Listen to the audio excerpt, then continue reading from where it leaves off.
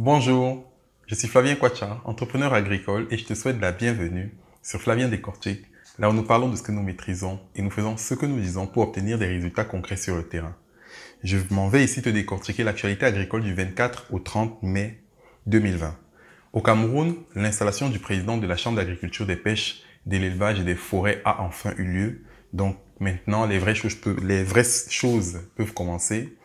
Et pour la première fois, depuis à peu près 6 à 8 semaines, on a ressenti la chute des prix dans le domaine de la cacaoculture. En Afrique, l'Éthiopie met en place une stratégie de collaboration entre les filières électriques et l'agriculture dans le but de pouvoir doter les petites localités de stations solaires pour pouvoir booster la productivité agricole.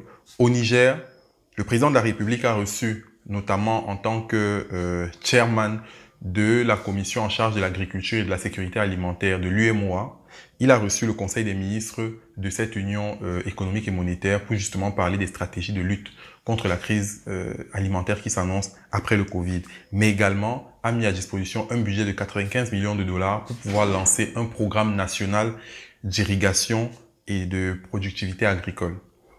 Du côté d'Addis Abeba en Éthiopie, la Banque africaine de développement lance une publication scientifique sur la politique foncière en Afrique, dans le but d'ouvrir le débat avec les politiques et les dirigeants pour permettre que de plus en plus de jeunes et de femmes aient accès à la terre pour pouvoir faire des cultures agricoles. Toujours au niveau de la Banque africaine de développement, il y a une préconisation au niveau de l'augmentation des budgets agricoles pour pouvoir permettre que les États, notamment les ministères de l'agricole, aient plus de clés en main pour pouvoir permettre aux États de lutter contre les effets néfastes du Covid. Et enfin, du côté de la Côte d'Ivoire, on ressent une chute également sur des filières porteuses du pays, notamment le cacao, la noix de cajou et le caoutchouc, qui sont reconnus pour faire à peu près 14% du PIB ivoirien.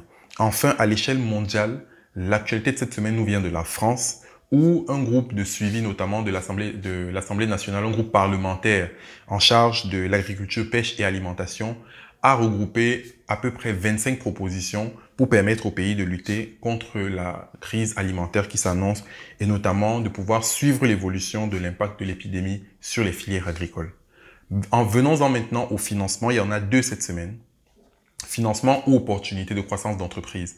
D'abord, le One Young World Improved Food Scholarship. En fait, c'est une sorte c'est une opportunité qui permet le One Young World, d'abord, c'est un sommet qui regroupe chaque année dans le monde entier tous les jeunes, un certain nombre de jeunes leaders âgés entre 18 et 30 à 35 ans qui viennent discuter de certains sujets liés au développement pour permettre à leur pays de saisir d'avance certaines notions pour pouvoir se positionner sur l'avenir. Donc, durant ce forum-là, pour l'édition de 2021, il y a en fait une opportunité qui permettra à des jeunes qui sont dans l'agriculture et notamment dans la transformation agricole d'assister au forum et de discuter avec des personnes qui dirigent des entreprises de très grande taille.